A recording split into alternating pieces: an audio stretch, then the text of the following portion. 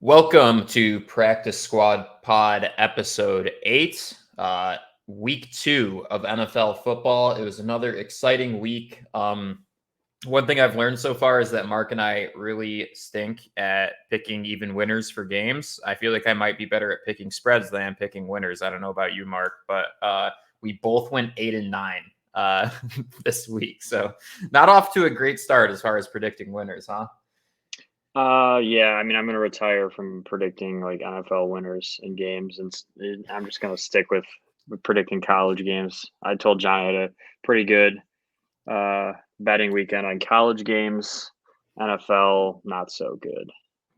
Not so good. So let's go ahead. I'm going to share my screen and we can check this out. So, quick caveat with this graphic is that it's missing the Thursday game and the Monday games. But Mark and I both picked Ravens to win. We thought that was pretty safe. And up until the fourth quarter, it was safe. And I really just want to touch on that game because, like, are we overreacting to say that the Dolphins look like the real deal and that their offense is incredibly explosive and is going to give teams problems moving forward? Because that's kind of the vibe that I'm getting. Well, I mean, last week I said like they just came out and looked like a legitimate threat to compete in that division as the team to maybe give the Bills even a little bit of a struggle. But I didn't expect him to go down like that against Baltimore, and I surely didn't expect him to come back and win the game in the way that they did. Jalen Waddle and Tyreek Hill are obviously incredibly hard to match their speed and their after the catch ability, and Tua's getting him the ball, and they're protecting long enough for him to sit there comfortably and just. I mean, he's always been an accurate thrower since Alabama days, and he showed that he can do it. That was a very impressive win in an away environment in Baltimore. And I mean, we can talk about how impressive Lamar was, but that gets eaten up by the comeback. And at the end of the day, who won the game? It was Tua. And what a coaching start. Obviously, too, in his first Yeah. two games, unbelievable. Tyreek Hill was talking after the game like he's just playing Madden out there. Like he's literally just he sees it so easily. It's like his play calling is really, really just making it look easy, which it shouldn't be ever in the NFL. But Yeah, I mean, they seriously struck gold with McDaniel. I mean, he's just incredible. I mean, and like it's amazing that he's a rookie head coach and he's going up against a guy like John Harbaugh, who's as good as they get as far as veteran NFL coaches, and he had the better team and was able to make it happen there. So that was really awesome to watch. I'm just excited to see that the that division in the AFC is kind of flipped upside down now, and the Bills are basically Super Bowl bound, and the Dolphins are incredibly competitive, and the Patriots are really struggling. That being said, I mean the Patriots still were able to win against the Steelers, and that's no joke either. We both kind of said that the Steelers aren't going to be as good this year, but with Tomlin, they're always going to be a decent team. So I'm curious what you think's going on there. I mean, do you think that the Steelers are going to be competitive in their division? Do you think that it's just like they lost to the Patriots? It was at New England, right? it was in Pittsburgh. Oh, it was in Pittsburgh. Excuse me. Yeah, it was in Pittsburgh. It wasn't a sharp game either side of the ball offensively. I mean, there was literally one explosive play. I watched most of that game. There was one big play. It was the touchdown before the half to Aguilar.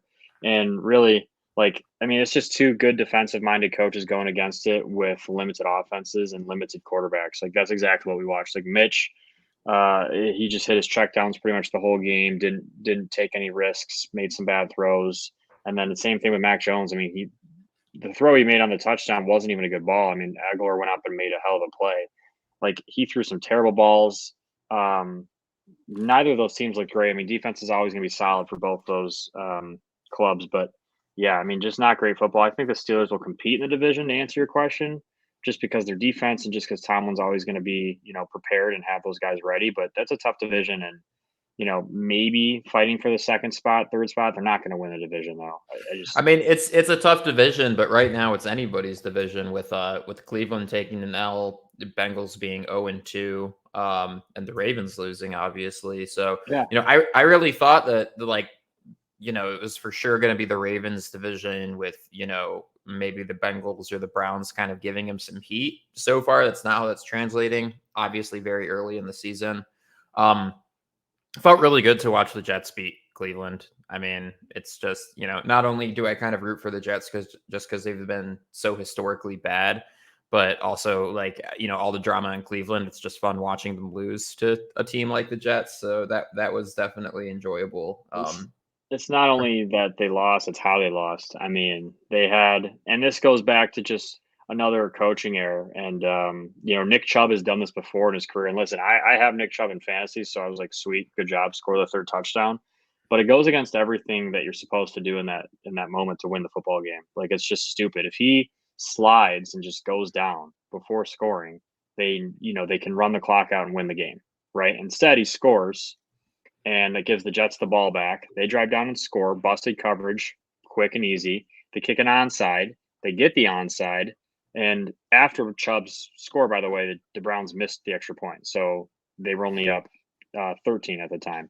So the Jets go down, they score. They get an onside. They score again. They make their extra point. They win by one, all within like a minute and 20 seconds. So again, he slides, doesn't score, does what he's supposed to do. Coaches communicate that better.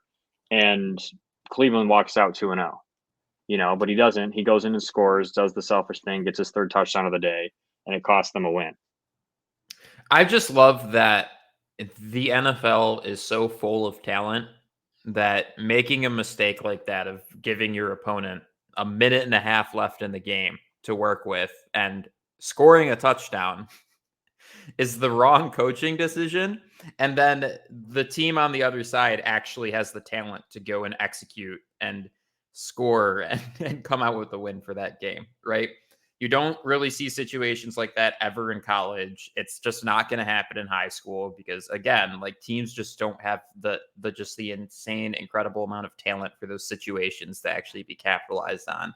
And it's crazy to think about that. I remember similar thing happened with the Lions and the Falcons maybe 3-4 years ago. Yeah, Gurley went in and scored. Yep. Gurley went in and scored, and the Lions. Stafford drove him down and scored. Yeah, it's just like, but the funny thing is like the league. This has happened so many times, and right. Teams know it in that situation. Like they practice that situation. Like in college, we would practice, 4-minute offense and understand like situational football. And like we would come out of a timeout or come out of like a break and be like, okay, understand we are not trying to score. We have a lead, and all we have to do is get first downs and then run the clock out, and we win. Right. Don't give them a chance, and don't give them the ball back. And it's really not hard to understand. And the Browns are fully aware of it. Nick Chubb's fully aware of it. He's been coached on it millions of times. Chose to score. I don't know if that's on him or the coach is not reminding him, but they chose to score, and they lost a game because of it. They gave the Jets life. They gave him a chance. Joe Flacco does what Joe Flacco did. Like it seems like we were time traveling watching that happen, but like he did what he does. He did it, in the Super Bowl run they had with the Ravens, and then it's like we haven't seen him since. And then he comes out and does stuff like this, just to like he's going to be around as a backup probably for 30 years because he just does stuff like this, just to remind us that he still has a little bit of enough to get wins. But just the best ability is availability, and Joe Flacco is available. And you're right, we will probably just be around for that reason alone. He's like 80 years old. Yeah. Yeah. I do have to thank Nick Chubb on both of my fantasy leagues for scoring that touchdown, though. I do. Right. Fantasy owners, yeah, we're happy, but like, I mean, Cleveland, it's just stupid. Just stupid stuff. So before we move on to the game that I really want to talk about, I do want to hit two other games quickly. Chargers versus KC. I mean, look, I have a lot of opinions about that game, but one thing that just like was the most apparent to me is that Justin Herbert is incredible. Like and to go out there with a broken rib and like will that game into, almost getting a win there. He's just an amazing quarterback. It's amazing to me that in year 3, he looks like, as good as anybody else in the league. And, I'm hoping that the Chargers don't do what they did with Rivers and, waste his talent for years to come. And I think they are putting those correct investments in place where that isn't the case. They're incredibly powerful as an offensive unit, and their defense has improved a lot. So I'm just hoping that can be sustained because they are too exciting of a team with too much explosiveness as an offense to not like at least go on a couple deep playoff runs over these next few years with Herbert. Yeah, I Herbert is as special as they come at quarterback. Like he some of the throws that he made in that game incredible. Obviously that on the drive where he's hurt, like he couldn't even run like on that 3rd and 1. He goes to run the ball and wide open, no one there, could have ran and got out of bounds. Just throws the ball away because he couldn't run. It hurt him too much. Next play, 4th and 1, they got to go for it. And he slings a post route, literally probably the hardest throw in football, under the the pain he was in, and puts it in the perfect spot. Like the only way that ball was going to be caught is if he put it right where he put it, and he did. And they ended up scoring there and covering the spread for anyone who gambled on that. But just totally awesome, and just he's special. And then obviously Mahomes still coming out with a win. We could talk about the Chargers all we want. They were in control of that game the whole time, and somehow it wasn't a win. You know, so Yeah. No, I mean, and I'm getting to that point where I'm like tired of watching KC be so dominant in their division. I thought they were going to have like a lot more heat on them in this season. And of course, it's still early, so I'm sure they still will have heat on them at some point. But the Raiders losing to the Cardinals there obviously weakens their outlook. Denver, I don't think is going to be any legitimate threat to them.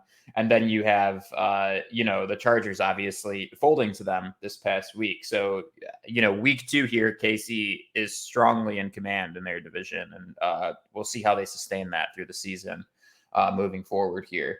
And then the other game that I wanted to talk about quickly was the Eagles, because I said this before the season started, man, like, with their free agency moves, with Hurts just improving, I mean, they really look great as a team. I do think like they're one of the best teams in the NFC. And I think I can say that pretty confidently with them beating a good Vikings team. And they're probably going to go 4-0 here because I believe the next 2 people they have on their slate are the Commanders and the Jaguars.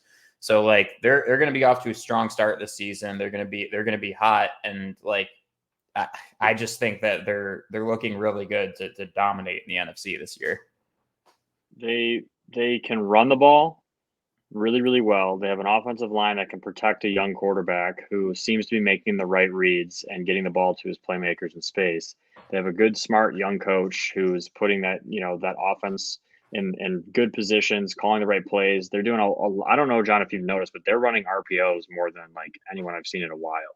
Like they are, putting Jalen Hurts in that situation where he can pull the ball and throw it on any run play, and then they're giving him the chance to kind of roll him out and allow him to run the ball as well if the RPOs are covered. So they're giving him the tools to be successful, and he's executing what their plan is, and it's hard for defenses to stop. It reminds me a lot of like what Lamar started doing in that MVP year, and no one figured it out that entire season. Now they've kind of slowed him down a little bit ever since, but they still haven't stopped Lamar Jackson, and it's still very hard to prepare for.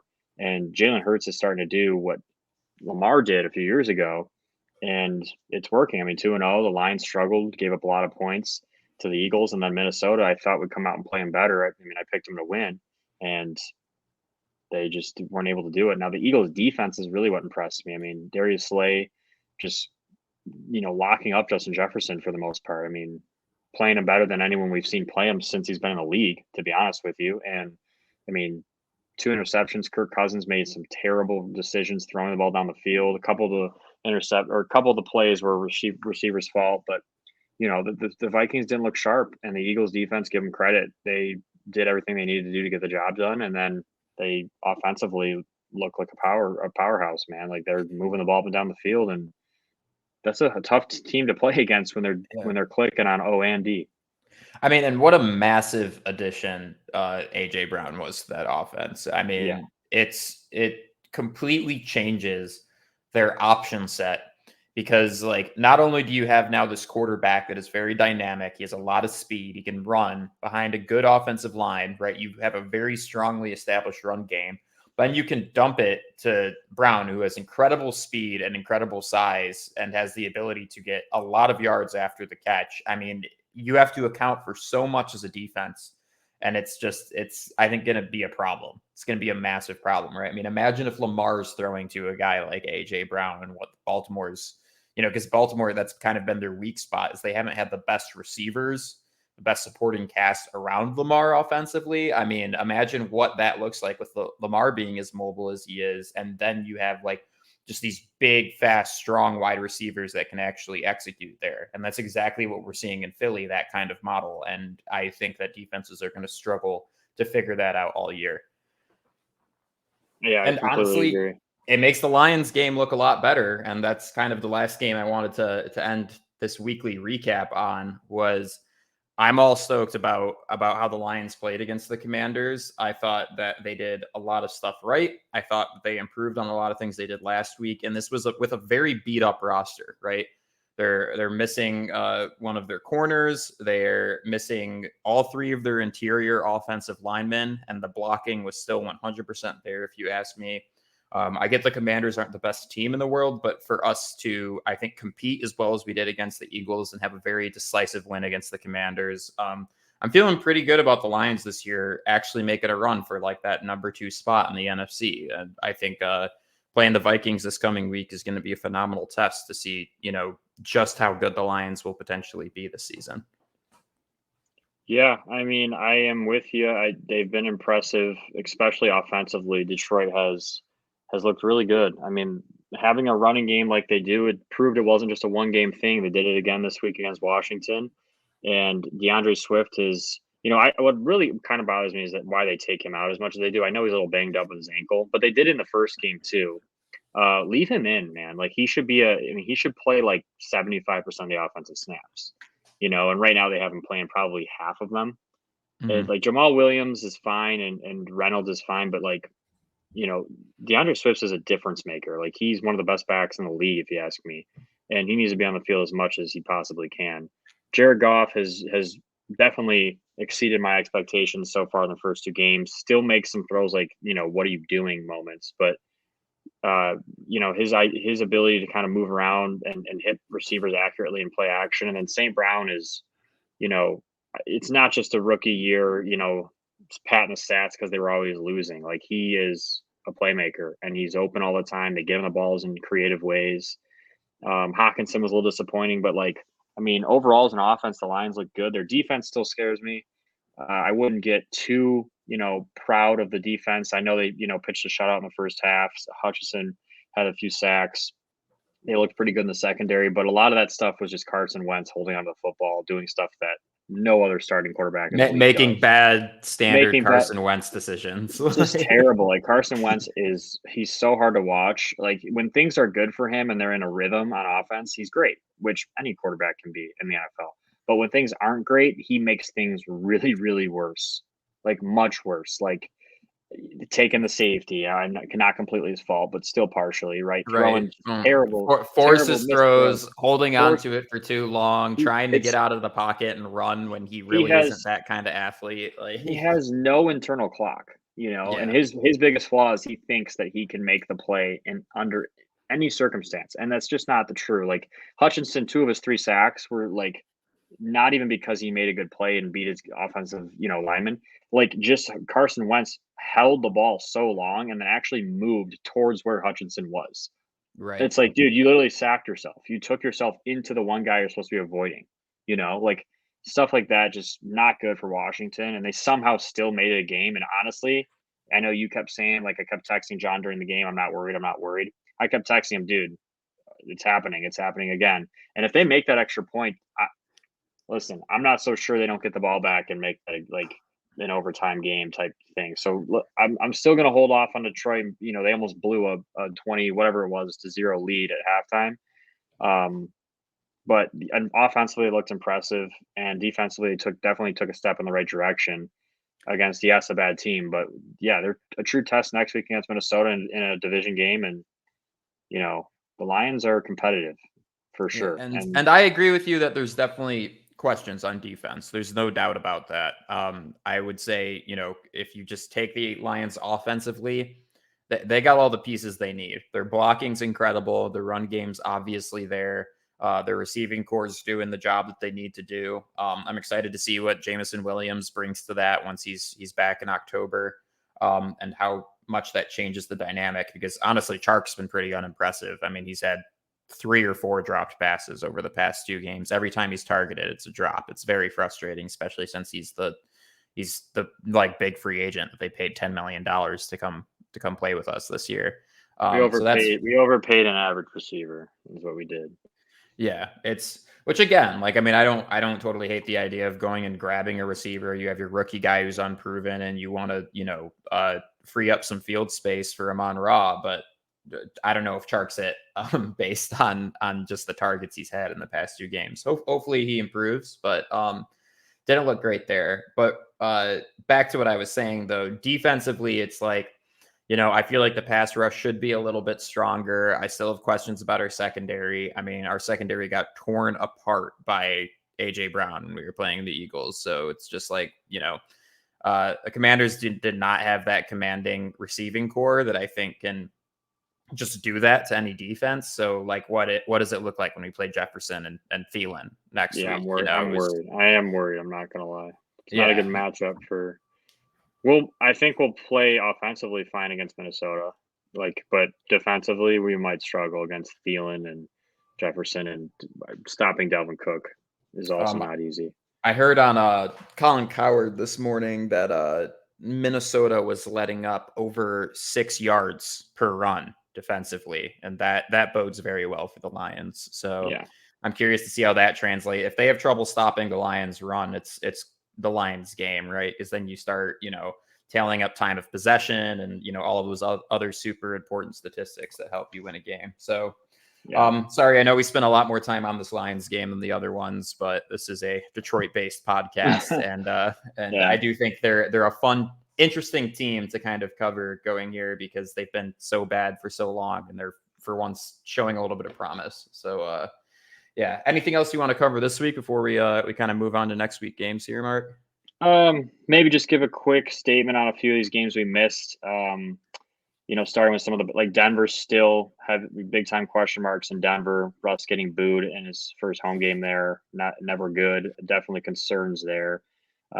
Green Bay getting back on track. Rodgers still looking a little bit shaky. I mean, the Bears are not good, but he missed some throws I've never seen him miss, and they didn't dominate like I thought they would dominate.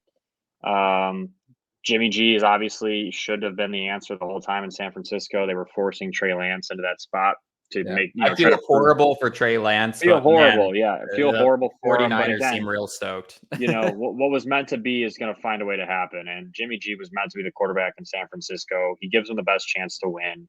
And this might be a blessing in disguise for San Francisco this season. Obviously, it sucks, and you never root for that for Trey Lance. But their team. They're betting odds to go to the Super Bowl literally got better with their starting quarterback getting hurt. So, it just goes to show. Cincinnati is for sure like, hey, what are you guys doing?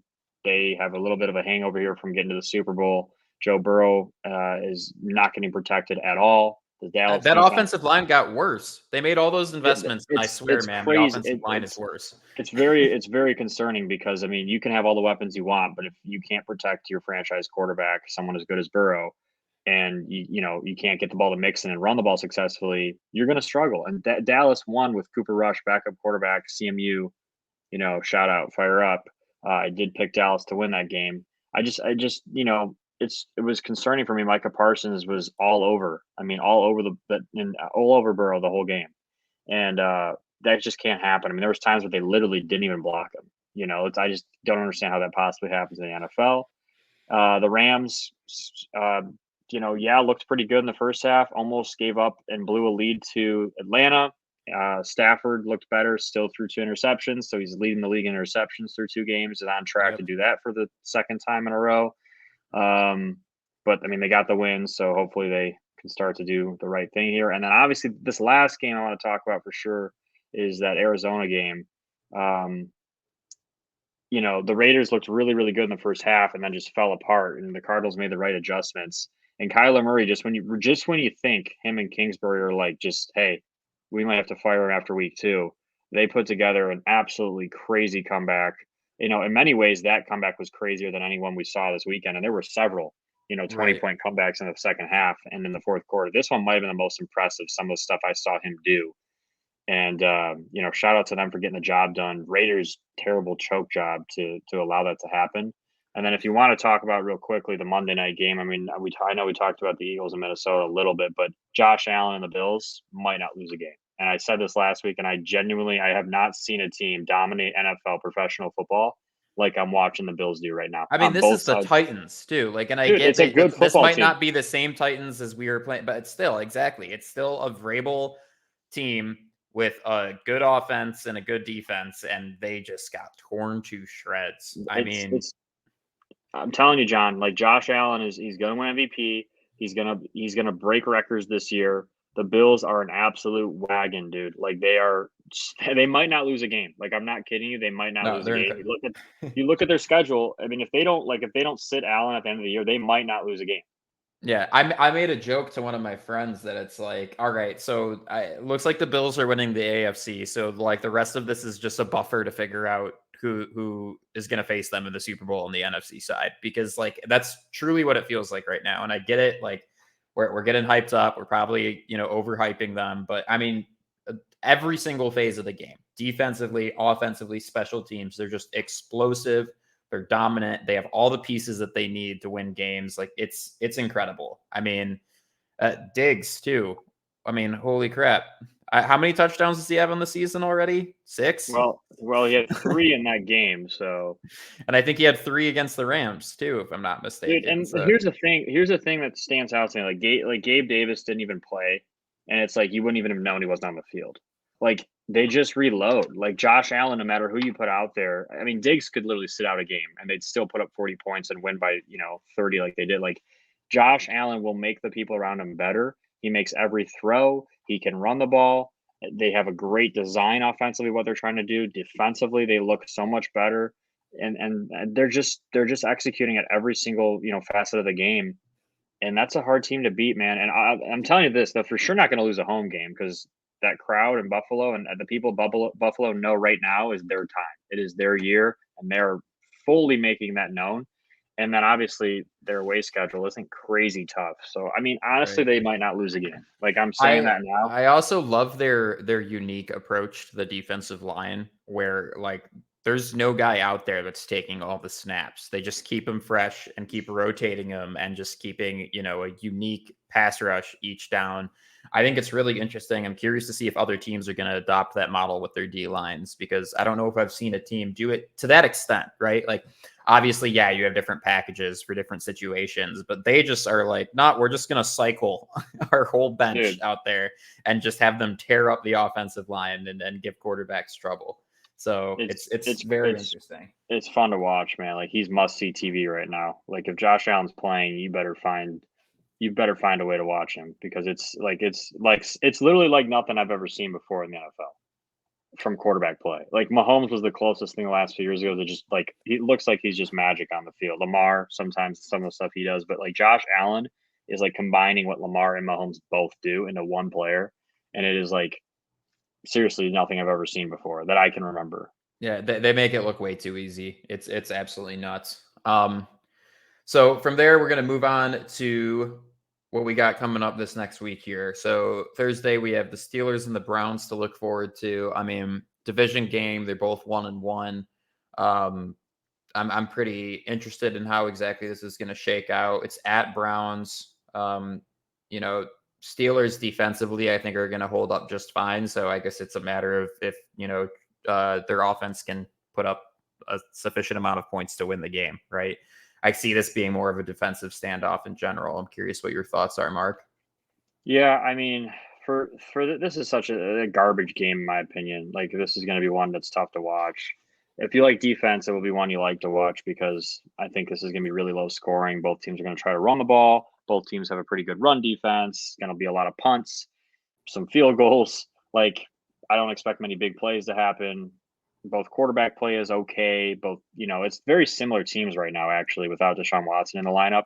Both have quarterbacks You're that aren't right. that good. Both have good defensive lines. I don't think TJ Watt's going to play again. And I think the Browns are actually a little bit better on defense right now than the Steelers. And I think Mitch Trubisky will make more mistakes. Um, So I'm gonna go with the Browns in my pick. Okay, I'm gonna change it up and go Steelers. We'll keep things interesting. We'll see if Mark and I can actually predict some games properly here coming up. I got a feeling this week I'll be better. I've seen 2 weeks of these teams. We're not just guessing blindly. You're So getting a now, better sense of who actually has yeah, their it's shit I have an together and who educated doesn't. feel on matchups and, stuff like that now. So we'll see. We can go back and clip that when I go 4-12 next year or next week, and you can show it, and we'll post it Right. on socials and expose me for being sucky. Saints Panthers here. I'm gonna have to go Saints. The Panthers have shown us no reason whatsoever to think that they're gonna win that game, other than the fact that it's at home. I think the Saints should have won that Tampa game. I mean, very frustrating to watch for more reasons than one. Both with the fight that broke out and how that came, a couple of flags that probably didn't need to happen. I mean, just a lot of unlucky play. So I think the Saints will bounce back from their loss. Bummer to say that we can't, we don't own Tampa during the regular season anymore. That was fun for that 2-year stretch. We still got Tom Brady to throw an iPad or a Microsoft tablet, And you whatever got it is they're and you called. got to start another fight. Yeah. Marshawn Lattimore and Mike Evans might kill each other at some point during their careers. Like they I do mean, not. they They fight hate every each time other. they play. They fight Yeah. every single time they play. Like I've never like one of these times is we're gonna see a fight like Andre Johnson and Finnegan where they took their helmets off and were literally boxing on the I field. mean, We're gonna this one was bench It clearing was close, anyways. dude. We're gonna see it So, pretty soon. We're gonna see it. Um, yeah. with that being said, I'm actually gonna take Carolina here. They're 0-2. They haven't played bad. Like they don't. It's not like they're losing these games just because they suck.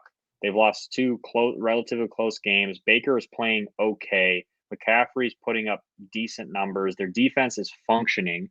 They're just not doing enough to win the game yet. Home game, I think they bounce back. It's kind of a must win. You don't want to drop to 0-3. You might see some trick plays. They might take some risks here to go after, New Orleans. You might play a little bit more conservative. I'm going to go Carolina here and just say that they get their first win in a close game, divisional game. So I'm going to stick with the Panthers. Okay, cool. So Mark and I are split on both of these picks so far. How you feeling about Texans Bears? 2 pretty bad teams that people think going into the season. The Bears, like Justin Fields, not great against the Packers, did enough to win the first week. Houston has hung around in both their games against 2 what we thought would be better opponents who both have turned out to suck. It's hard. This is a really hard one, like to even see because are the Texans like functional or do they just play 2 teams that blow and we thought would be good? And Right. are the Bears are they still the Bears? I think the Bears are still the Bears. I think the Texans are actually a little better than we thought they were going to be. I'm going to go with Houston here. I'm gonna go with Texans as well on this one for the exact same reasons that you listed. I think at the very least the Texans are a competitive team that can hang in there, and I just think the Bears are not good. So guess we'll see what happens. This might age horribly, but I guess we'll find out. Chiefs versus Colts. I mean, the Colts looked horrible this week. I mean, putting up a goose egg against the Jaguars that's an impressive feat. That's difficult to do. So Well, they can't go. They can't beat Jacksonville in Jacksonville, man. It's just you said it. You called that. You did mention that in the last episode. We both chose to ignore it. It turned out to be true. Kansas City's going to blow them out. Like this isn't even going to be. This is going to be so bad. Matt Ryan's going to throw 2 or 3 picks. Mahomes is going to probably throw 4 touchdowns and rush for 1. They're going to just absolutely destroy them. Like this isn't even going to be close. yeah, and I feel bad because like if the Colts are in such a winnable division and that entire division's still a mess, and it's like, man, in what reality did we think that the Jaguars were actually like, going to be looking the best out of anybody in that division right now? So tragic on the Colts part. Hopefully they put it together at some point in the season, but man, off to a really rough start. Bills Dolphins. I'm super excited to watch this game. I'm definitely going to make sure I have that one turned on along with Lions Vikings. And I don't know, I guess I'll have to get a third screen involved to watch Saints Panthers. But, just both these teams, incredibly explosive offenses, really solid defenses, have made some incredible things happen in both of their 2 games. I'm actually going to say, which I know you're talking Bills are going to go undefeated. They're going to win every game. I'm going to say Dolphins with the home field advantage come away with this one, and it's going to be absolutely nuts because of that. I'm sure it's going to be incredibly close, but I think they'll make it happen here. And then I expect that when the Dolphins go and travel to the Bills, that they will lose that game. So that's kind of how I'm seeing is that these two teams split with each other. They're clearly the better teams in their division. Should be an interesting kind of rivalry for the next couple of years between the two of them. Yeah, I'll be honest, I hate that pick. I know the Dolphins have looked good, and I know that they've won their first two games and they just won in tremendous fashion. But dude, the Bills, I'm telling you, we're watching stuff that has not happened in a long time in the NFL. The Bills are going to put it on them. They're going to go into Miami. They're going to make it their own home game. They're going to put it on Miami. Josh Allen's going to continue to do what they've been doing. I'm very confident in picking Buffalo to go 3-0 here, and I think Tua might struggle a little bit against this pass rush and that defense. He hasn't seen anything like this yet this year. And what they're going to do, and a part of it is they're going to limit those big plays to Tyreek Hill and Jalen Waddle. They drop into this like cover two look the Bills play a lot of, which if you're not aware of what that is, they put safeties back deep, try to take away the deep ball, and they're playing pretty aggressive with all the underneath stuff. Forces quarterbacks to hold the ball a little bit, creates sacks, creates late throws, creates turnovers. And if you have weapons like Waddle and Tyreek Hill, it limits what they can do down the field. So I'm going to pick Buffalo here pretty confidently. For sure. Yeah, I mean it's a tough pick either way, but it's definitely hard to pick a game against Buffalo here. But I'm thinking, this is one the Bills could lose potentially.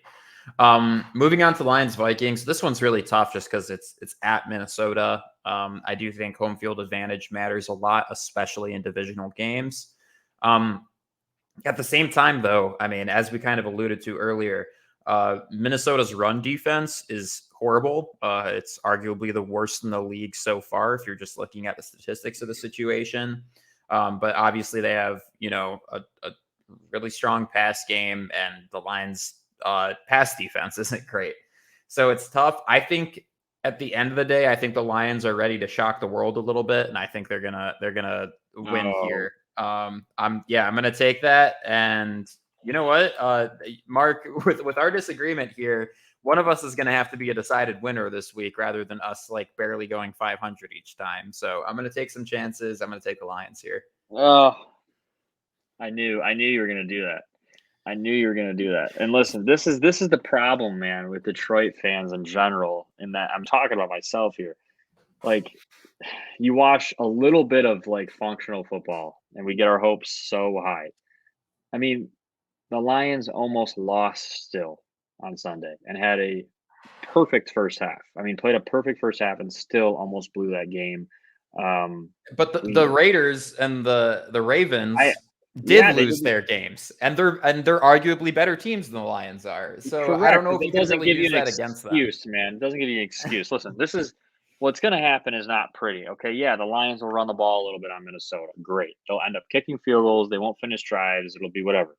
Minnesota has Jefferson and Thielen against our secondary.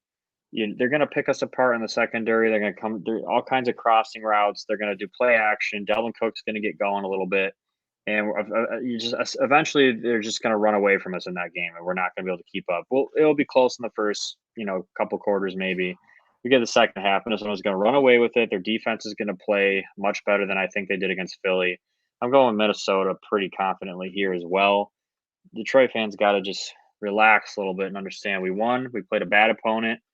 It's good to get a win. It's a step in the right direction, but we got to relax a little bit with the predictions. It's still the Detroit Lions. We still have Hey, shown I some of the saw what I same. saw with the Eagles too, and I saw what the Eagles did to Minnesota and just absolutely embarrassed them. So there's no reason the Lions couldn't win this game. All the tools are there. It's just whether or not they will. So We'll find out. Yep. Soon enough. Yep. Ravens Pats. I think the Ravens win this game. Even with them traveling to New England, I mean, I just think the Ravens are a better team than every front. So again, I mean, neither Mark nor I are super high on the Patriots, and maybe we have some blinders on because of it. But I just think. Yeah, go ahead. I was surprised that the Patriots even won last week. It was just like a back and forth garbage game. just, playing pretty good defense with bad offensive play. And it's just like the Patriots, in order to win games like that against like Lamar and a better team, they're gonna have to take risks. And it's just like offensively, they're not. They're not taking risks. They're not taking shots down the field. And if they do, they're not completing them at even a close to high enough percentage to win these kind of games against better teams than them. So yeah, the Patriots will take care of business against teams that like suck. And then when they play good teams, I don't see them hanging around very much or very often. So the Ravens will go in there, take care of business. Lamar is hard to prepare for any defensive coordinator, including Bill Belichick, who's probably the best of all time. And the Ravens get it done. I agree. Cool. Bengals Jets. Man, if the Bengals don't win this game and they fall to 0-3, that is scary territory for them. So I'm just gonna have to take Bengals here out of desperation alone. Yeah. I mean, I think hopefully the offensive line is going to get something together here where Joe Burrow isn't running for his life the entire game and they go and get it done. Yeah, I'm with you. I think we'll see some adjustments from Coach Zach Taylor. He's a smart coach. He's going to realize, like, protection wise, they're going to figure out some alternative options. They might keep mixing in a little bit. They might put in P. Ryan in and help with protection with the running backs. You might see some slide protection stuff. You might see keeping tight ends in to block a little bit. Like, you're going to see different ways to protect Burrow and still be able to attack down the field, trying to get Jamar Chase, Boyd, Higgins the ball.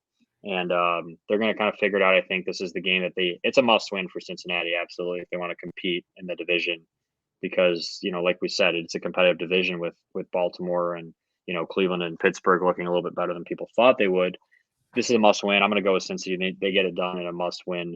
The Super Bowl hangover ends this week. Sure. Now, Raiders Titans, I mean, same situation, right? They're both looking pretty desperate, especially given the situation with both of their respective divisions. I mean, either one of these teams falling to 0-3 does not bode well for their playoff hopes or the rest of their season.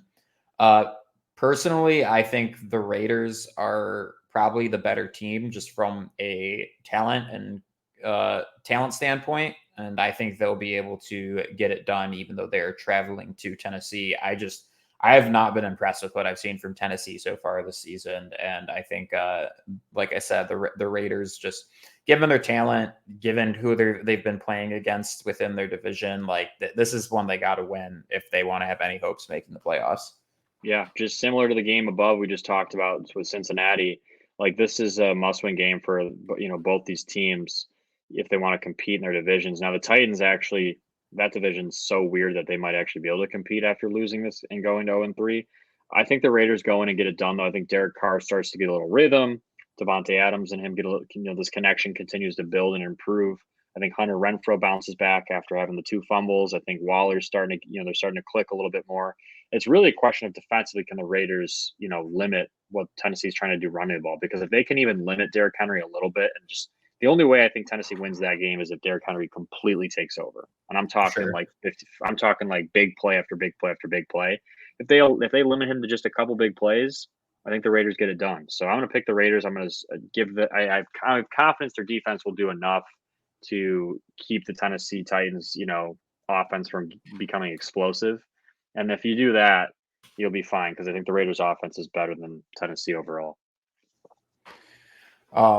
Yeah, no, all good points. I would honestly love to travel to this Commanders game this weekend if the stadium wasn't so horrible. like serious. And I already went on that rant, so we won't go there again. But like, I think the Eagles are, one, going to absolutely pummel the Commanders, but two, I'd love to see the Eagles play football in person, because man, like we both have had a lot of really positive things to say about how they've started their season. I think the Eagles are going to, win this game. They're probably going to beat Jacksonville next week, and they're going to be, number 1 team in the NFC. So that starts with them destroying the Commanders at home this coming Sunday. Yeah, I mean, the Commanders blow, and they are, Carson Wentz is their quarterback against a good defense. I will say this, John, if you want to go to the game, there is a little Ticketmaster button right there on that picture that you're looking at. If you just click that link, it takes you right there, gets you the best seat in the house. You know, Oh, you have yeah. water, you have probably poop water falling on top of your head from the gutters in that Yep. place. I'll spend an That's hour looking for my seats. Well, another yeah, hour, an hour walking to the stadium, and then an hour looking for my seats, and then when just you to know find your that. seat, you have raining poop on your head from the Right. gutters. And It's awesome. also, about 70% of my ticket money was actually laundered and Yeah, is yeah, going yeah, yeah. straight Going to into Dan God knows Snyder's what. pockets. Yeah, to use it on God knows what. I mean, Right. listen, they blow, terrible franchise. I mean, even the Detroit Lions owned them, and that's what I mean that. Even the Detroit Lions. I mean, the Washington's so bad that has Lions fans really thinking we're going to compete this year and giving us false hope. That's how bad they are. So Eagles will go in there, destroy them, and it'll be fun to watch because I don't like Washington. I don't like Wentz. I don't like I don't like this matchup because it's actually just ugly. It's going to be an ugly game in a terrible stadium. Eagles get it done. They run the ball, they throw the ball, they play good defense. They probably win by a lot. Yeah, that's my prediction as well.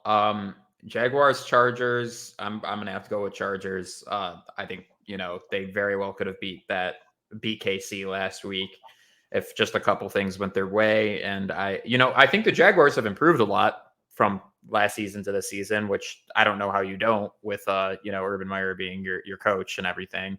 But just not enough to get it done against this Chargers team. I don't think the Jaguars have any chance. Yeah, it's a little bit of both things that you mentioned. Like, yeah, losing Urban Meyer and him not like hanging out and like cheating on his wife in bars publicly is probably a good thing. But also Good for having morale. good for probably not good for morale, right? But it is good to have that guy out of the building. Um, hate Urban Meyer. But, one thing I'll say, and I don't know if he gets enough credit, like Peterson coming in, he's a good coach, man. He's a Super Bowl winning coach. And he's a quarterback's friend because he understands the quarterback position. He understands how to make an offense, quarterback friendly. And he did it with Nick Foles and Wentz. I mean, you got to remember, like Peterson and Wentz had success together. You know what I mean? Peterson's had like quarterbacks that aren't good, and he's made them look pretty good. Trevor Lawrence at his young second year here, it's really important that he has that guy in his corner helping him out. And, he looks functional out there on Sundays. And that's a good thing to have. It's a promising sign for Jacksonville fans. And they're going to go in there. This will be a game. I don't know if Herbert's going to play. I haven't heard for sure on that. But even if he doesn't play or he does play, I'm going to pick the Chargers because I think the Chargers have enough weapons around the quarterback position to get it done. And their backup, Chase Daniel, is like a veteran quarterback who's definitely good enough to still win them a football game. Sure. So I'm gonna stick with the Chargers. A little bit of concern if Herbert doesn't play. You never know. But I'm gonna stick with them. For sure, for sure. Rams Cardinals is an interesting one because, man, I was pretty high on the Rams going into this season, and I have seen nothing but weakness in both of these two games that they Hmm. played. I mean, the turnover issues definitely, like you called that one. Stafford's just throwing the ball wherever. Their offensive line is struggling. I don't think because of that they have a very impressive run game, which you know uh, kind of narrows their options to Stafford to Cup trying to make something happen.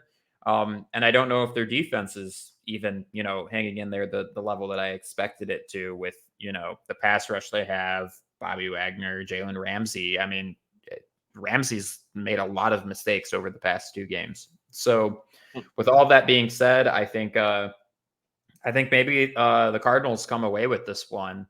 Um, high off of that Raiders game. Looking a little bit more fresh with things and just ready to compete against their division rivals.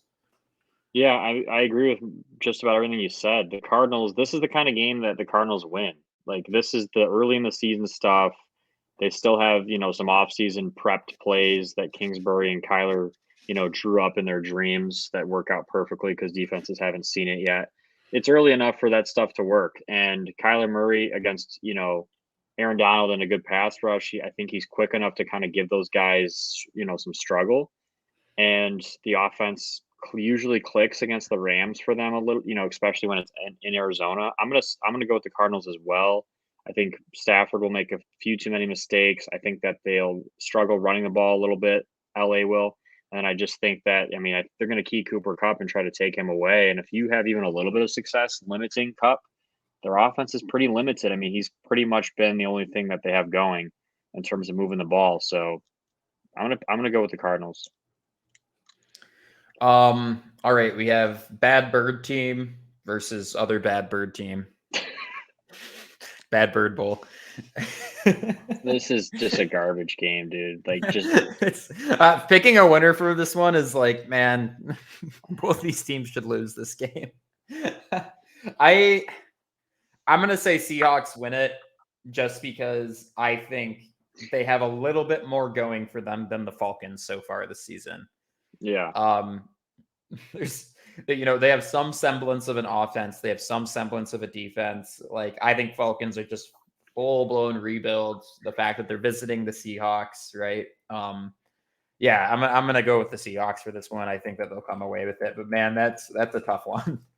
Yeah, I mean, One. this is essentially like having two professional boxers get ready for a fight, and then right before the fight, cutting both their arms off, and then having them both try to fight without arms.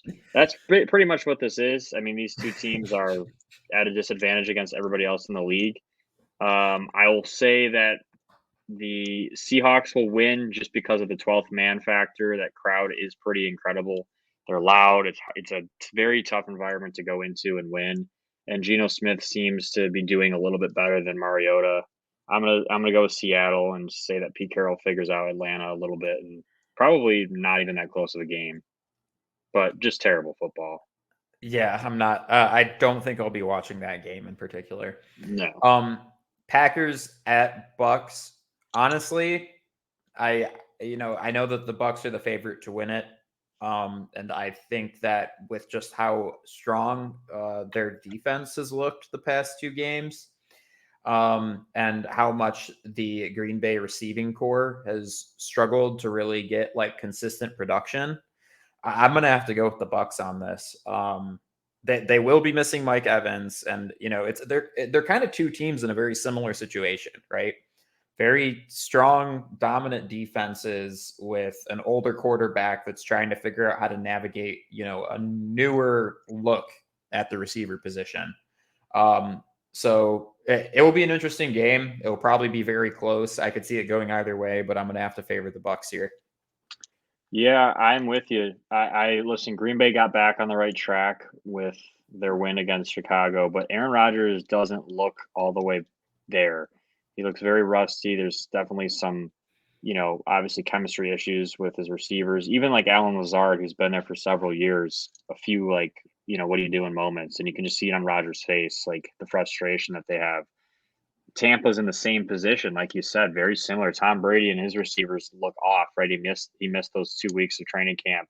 He's missing Wednesday practices throughout the season. He's, you know, doesn't look like Tom Brady.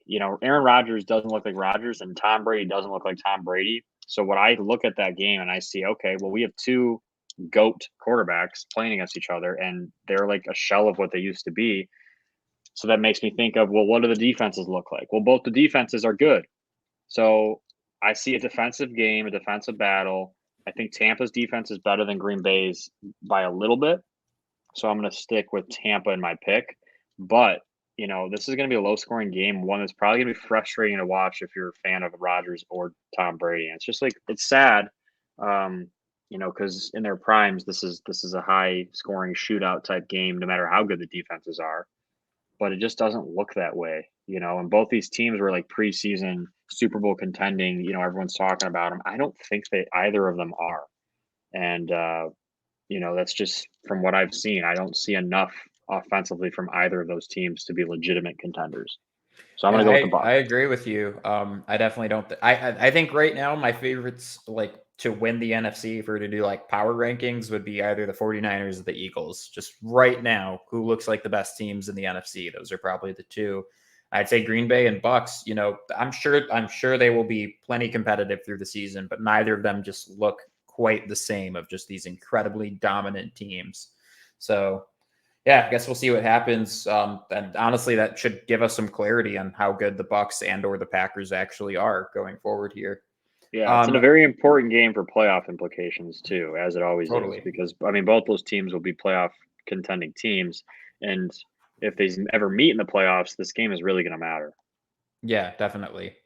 49ers Broncos, I think 49ers win that one. I have been very unimpressed with the Broncos. I thought that they were going to be a playoff contending team, and honestly, they look completely bottom of the barrel in their division. I know that they obviously have a leg up on the Raiders right now, but I think whenever those two teams play each other, that the Raiders will win that game too. So I have a lot of questions about the coaching decisions, about the offensive scheme. The defense is like kept him in games, but how long is that going to hold up for, especially against a really good 49ers team with a really, really smart offense? So I'm going to go 49ers here. Yeah, I can see this game going with the 49ers, but I'm going to actually go with Denver here. I'll probably look back and be like, why did I do this? But I think that Denver gets back on the right. I mean, they have Russell. Everything sounds like it's supposed to work. They have Russell Wilson at quarterback. They have weapons at receiver. They have a good defense. They have a good home game environment. This is a home game in primetime football. Russell Wilson in primetime football games has a very good winning percentage. Okay. He seems to do better in those moments. He seems to do better under pressure. There's not much more pressure than there is right now on him and this team because everyone's talking, saying this is, maybe the wrong move hiring that coach, having him come in as quarterback. There's been a lot of talk, right? And there's what better way to shut people up than to come into a primetime Sunday night football game and take care of business against a good football team like the 49ers. So I'm going to go with Denver here in a close game. And if I regret it next week, I'm really going to have some heat to talk about with Russell Wilson. Because if they lose this Right. game at home on primetime football and it isn't pretty, and if it looks any bit like the last two games they've played, yeah, I'm going to be pretty fired up. Well, I do like the narrative that you kind of built with your argument there. I think a lot of that stuff makes sense, and just thinking of like the absolute like fantasy movie that the NFL is a lot of the times. Like, what's going to get us talking for yet another week about this entire situation is the Broncos going and handing it to a really good football team that everybody thinks is a really good football team. So I definitely get your logic on that one. Interested to see how that shakes out. Another interesting one is Cowboys Giants, because I don't think anybody expected the Giants to be 2-0. And I think with the Cowboys traveling to them, I'm assuming the Giants are probably the favorite to win that game, especially with Dak being out. But as you said, I mean, Cooper Rush is playing good ball. The Cowboys defense is still, a strong point of their game. And just seeing how the NFL plays out, I mean, what's another week of Cowboys fans actually thinking their team is good, right? So I'm going to think that the Cowboys go to New York and win that game, as much as I hate picking them. I'm with you, and I don't like picking them at all. But when Cooper Rush is playing quarterback, that it seems to me he's 2-0 and his career starts with Dallas. He went into Minnesota, won last year, beat a team that was in the Super Bowl in Cincinnati last week. I get this is an away game against the Giants team that's 2-0, like you said, but what I see in this game is Daniel Jones falling back into Danny Jones's problems that we've seen over the last few years, right? Sure. And in primetime football, we've seen him do some horrible things, and he's going against a very good pass rush, Micah Parsons and Lawrence and Diggs in the secondary, and those guys, they're going to have a day, I think. And I think Cooper Rush is an ultimate game manager. He's not going to make many mistakes. He might not do a lot of incredible things either, but he'll do just enough, just like he did against Cincinnati, to get the job done. And I think it's Dallas to 2-1. I'm going to pick Dallas to win on Monday night. And if Cooper Rush does win this game, John, I got to, is there a quarterback controversy in Dallas?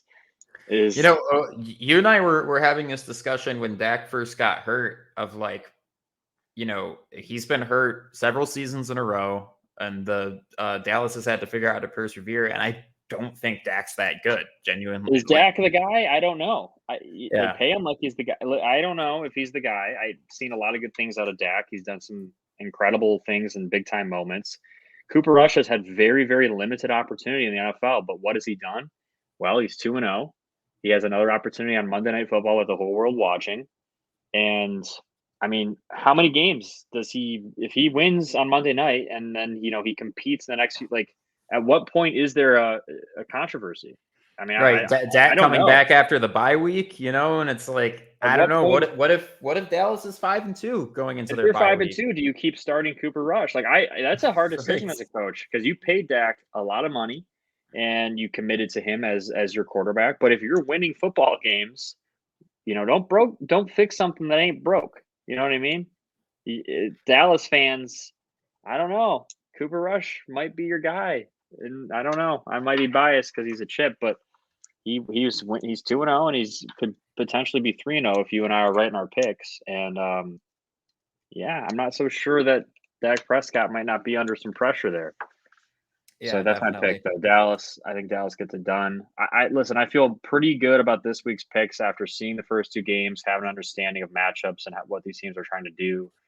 There's plenty of new quarterbacks on different teams. There's plenty of guys that have been swapped around in free agency. There's plenty of new coaches. So it's pretty hard. We're hard on ourselves. We sucked the first 2 weeks with our picks, but it's hard to pick games with teams that you've never even seen play before. You don't know what they do. You don't know how they look. We kind of have an idea of what these teams are now, But the and fun thing is that I think this is the most disagreement that we've had so far about our picks. So one of us is going to suck this coming week, and it's sure. going to be a Well, lot of here's what fun. could So also happen, and this is probably will happen, John, is we'll be, I'll be right, you'll be right. I'll be right, you'll be right. I'll be right. And then we'll end up like 8-8 or eight yeah, or 8-9. And it'll be like the same thing of the last 2 weeks. And we'll be like, we'll come back in week 3 episode and be like, hey, newsflash, we still suck, you know? yeah. I mean, I'm looking for any opportunity to say that my football IQ is bigger than yours and just trash talk you. So I'm just looking for like that really decisive week where I have like 3 or 4 wins on you, and I can just say that I'm actually the football mastermind that you should base your fantasy rosters off of my pick. You should bet spreads with me, and that even though Mark played college football and is a coach for a football team, he actually doesn't know what he's talking about, and he just gets all his opinions from other people. So that's Keep it personally what I'm looking for here. Um, keep in mind, John used to he would get like Lions tickets, him and his family often, and he would choose to bring me when we were younger. And there would be games. I mean, I would just like basically call what the play is going to be and predict stuff, and he would look at me. He's like, "Dude, are you like ahead? Are you like looking at your phone? Are you ahead or something? Like, how do you know what's coming?"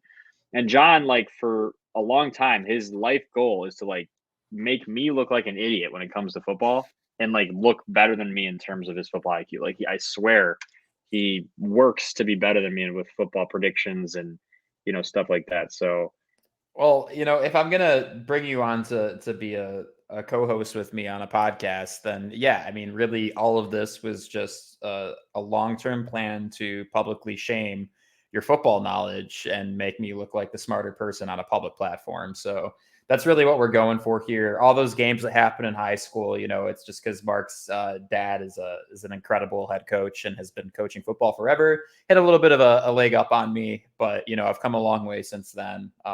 Obviously, a football mastermind, and we'll prove that this coming week here. So we um, shall we shall find out. This is going to be also. an ongoing thing. Oh, of course. One other thing too, just one to stir the pot, and two to keep things interesting, is we should be having a couple guests on next week, and it is our intent to at least have somebody come on for a 10 to 15 minute interval. Every single week moving forward here, different teams, different perspectives, just keep things interesting. Yeah. Personally, me and Mark, our voices are nice, but I don't know if you guys want to listen to just those two voices for an hour straight every week. So we'll do our best to mix it Yeah. up, and we appreciate anybody that's been tuning in on a weekly basis since we started this whole thing. We sure do, and we have guests coming on, and they're going to be full of fire. We have friends that are fans of a bunch of different teams, and obviously, depending on week to week how those teams do, there's good times to bring certain people on. We'll get some of these people on and either try to make them cry on the podcast, or we'll bring them on so that they can go and stand on their pedestal and scream from the rooftops how proud they are and why their team's so good. But Yeah, either way, it'll be good stuff, and we're excited to have people on. And we continue to appreciate any support and any audience that we have. So Football is back. We're fully back in the swing of things. And if you have any feedback on this format, right? I think this is kind of the format that we're going to keep. We're going to try to mix some live streams in the mix too, through the actual football weekend, instead of just recapping stuff. It'd be kind of fun to be in the mix to see if we can get some live stuff in too. So yeah, as Mark said, we appreciate the support, and we will see you all next week.